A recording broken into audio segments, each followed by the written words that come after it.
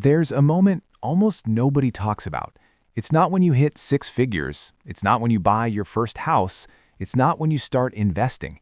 It's when your bank account quietly crosses $10,000, five figures, in cash, not credit, not borrowed, not sitting on a credit card. Yours. And something changes. Not your lifestyle, not your car, not your apartment, but your psychology. Because $10,000 is the line between fragility and stability. Before that number, money feels like survival. You check your account before every purchase. You mentally calculate whether you can afford groceries, gas, or dinner out.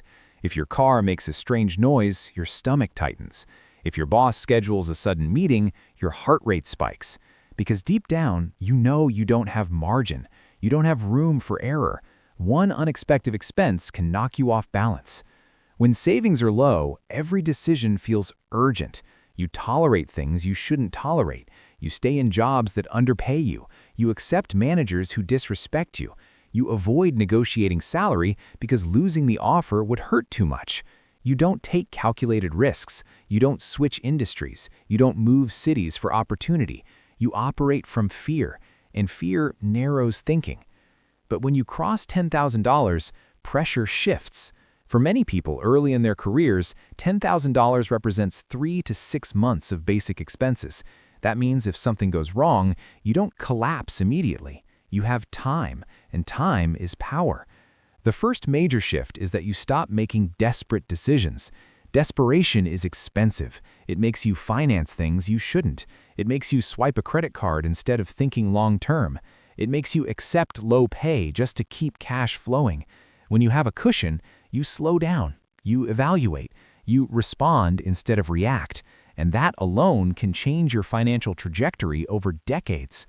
Financial stress quietly consumes mental bandwidth. When money is tight, your brain constantly runs calculations in the background. Can I afford this? What if something breaks? What if my hours get cut? That background anxiety drains focus. It reduces creativity. It makes long-term thinking harder. Studies consistently show that financial insecurity increases stress and lowers cognitive performance. When you build a $10,000 buffer, that background noise fades. You sleep better, you focus better, you negotiate better. Better thinking compounds just like money does. Another shift that happens after $10,000 is identity. Most financial behavior is tied to self-perception. If you've always hovered near zero, you start to believe that's just who you are. I'm bad with money. I can't save. Something always comes up. But when you build 5 figures from scratch, you prove something to yourself. You prove you can delay gratification. You prove you can build reserves. You prove you can control spending long enough to accumulate.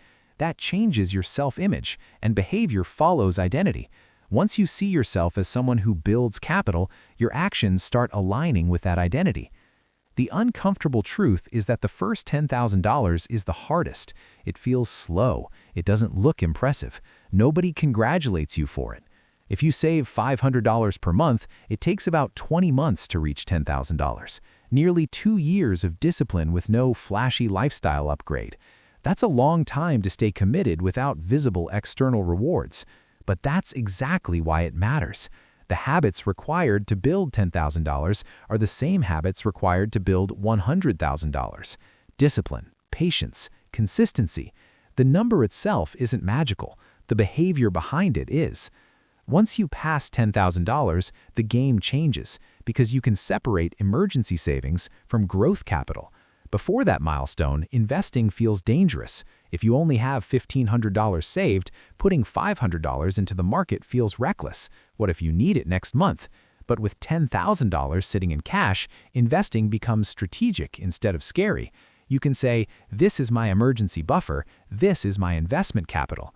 That separation is powerful. It allows you to tolerate volatility because your survival isn't at risk. Wealth is built by people who can endure temporary market drops without panic. Stability allows that endurance. Another reason everything changes after $10,000 is optionality. Optionality means choice. Without savings, you choose based on urgency. You take whatever job pays fastest. You sign whatever lease is available. You avoid risk because you can't afford failure. With savings, you choose based on alignment. An opportunity appears with long-term upside but short-term uncertainty, you can evaluate it calmly. A toxic job drains your energy, you can leave and survive while searching. A side business requires initial capital, you can consider it without gambling your survival. Optionality doesn't show up on social media, but it's one of the strongest drivers of long-term success. Most people never reach $10,000, not because they can't, because lifestyle expands as income rises.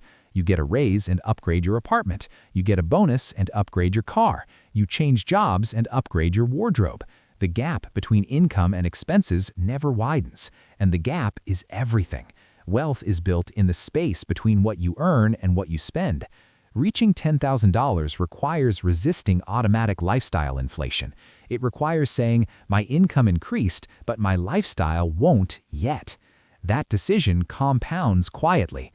Once you hit $10,000, progress often accelerates. Momentum builds confidence. Confidence reinforces behavior. If you already saved 5 figures, saving the next 5 figures feels achievable. Investing $1,000 feels manageable. Numbers become tangible instead of abstract. That psychological shift matters. People who believe progress is possible act differently from those who feel stuck. Crossing $10,000 also changes how you view debt. When savings are low, debt feels normal. A car payment feels standard. Credit card balances feel manageable. Everything is just another monthly number. But when you have real capital, you start thinking in net worth instead of payments. You start asking whether debt is accelerating your life or slowing it.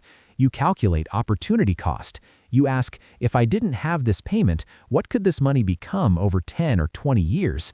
That's a higher level of thinking. It shifts focus from consumption to allocation. To be clear, $10,000 does not make you rich. It won't retire you. It won't eliminate risk. It won't change your lifestyle overnight. But it removes fragility, and fragility is expensive. When you're fragile, you panic sell investments. You accept bad deals. You overwork from fear. You finance status symbols to feel secure. When you're stable, you act deliberately, and deliberate decisions compound over decades. From $10,000, the next milestones arrive faster. $25,000 deepens stability. $50,000 builds real confidence. $100,000 starts generating noticeable growth from returns alone.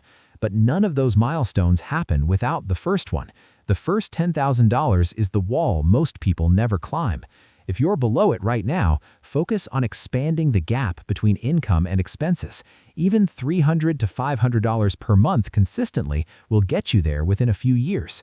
Automate it. Remove emotion. Treat it like a fixed bill owed to your future self. If you're already above $10,000, don't stop at accumulation. Now the focus shifts to allocation. Keep enough liquidity for emergencies. Invest the rest strategically. Let your money start working. Stability is the foundation, not the finish line. The purpose of $10,000 is not to sit forever in a savings account earning little. It's to create a platform strong enough to take calculated risks and pursue growth. The deeper truth is that $10,000 buys you time. Time to think clearly. Time to pivot careers. Time to recover from mistakes. Time to negotiate without desperation. Time to explore opportunity. And time is leverage. Leverage is what creates wealth. People chase visible upgrades like cars, watches, and vacations, but the invisible upgrade, 5 figures in your account, changes your internal posture. You walk into rooms differently. You negotiate differently. You say no more often. You tolerate less misalignment because you're not operating from fear. Everything changes after $10,000, not because you're rich, not because your lifestyle explodes, but because you're no longer one emergency away from collapse. You're no longer fragile, and the moment fragility disappears, strategy begins. That's when wealth becomes realistic. That's when decisions shift from short-term survival to long-term positioning. The number itself isn't magical. The stability it represents is, and that stability is the foundation every larger milestone is built on.